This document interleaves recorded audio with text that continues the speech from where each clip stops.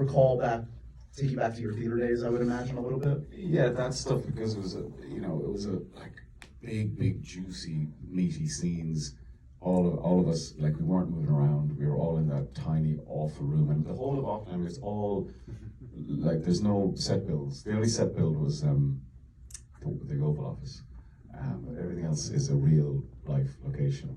So that room was, gosh, it must be half this stage. And then you have the IMAX camera there, and the crew, and all of us guys in there, and it was sweaty, horrible, stinky.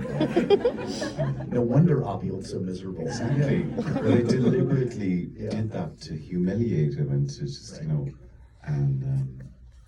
but yeah, all these incredible actors coming in day after day and just crushing it. That was my favorite part of the shoot. Talk to me a little bit. We talked about the first scene. Towards the end of the shoot, whether it's the last scene, the last couple of days, you've just gone through this like once in a lifetime experience, something that you probably secretly or not so secretly always wanted, to be the lead in a Chris Nolan film. Yeah. What were you feeling? What do you remember from the end of the shoot? I was emotional, I was kind of a bit overwhelmed by it all. That seems to be the word for this evening, overwhelmed, isn't it? I kind of didn't know what we had done. It had all gone so fast. I just knew that it was something. It was quite something. I'd never experienced anything like that. But I'm quite unsentimental. I just went home. And we all needed a break from each other. Oppenheimer's forever.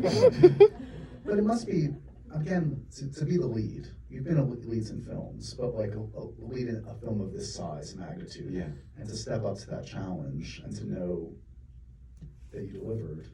Well, I didn't. I mean, you never know that. I think any actor is like, slapping themselves in the back, saying, "Oh, God, what a legend I am!" That's what he was saying back there. He's like, "By the way, Josh, I killed it." No, you lie awake at night thinking, "Oh God, I could have done that better." I'm like, I wish I could go back and do those scenes again. That's how you think about everything. And I speak to a lot of actors, and no matter how long you've been doing it or how successful you've become, that's always the state of mind you were in. You have to be, else you wouldn't have the hunger or the drive to keep doing it. And I don't think a film is actually finished until the audience sees it. Like, until it's out and into the world, then none of us know what we've done is any use or not.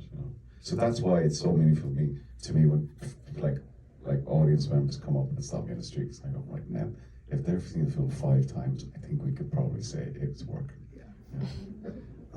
Your humility is as refreshing as your talents, sir. Congratulations on this. I mean, one of the joys of this, like, everybody that knows anything about acting and film and TV and theater knows for the last 20 plus years, Cillian Murphy is one of the best. But to let us all acknowledge that together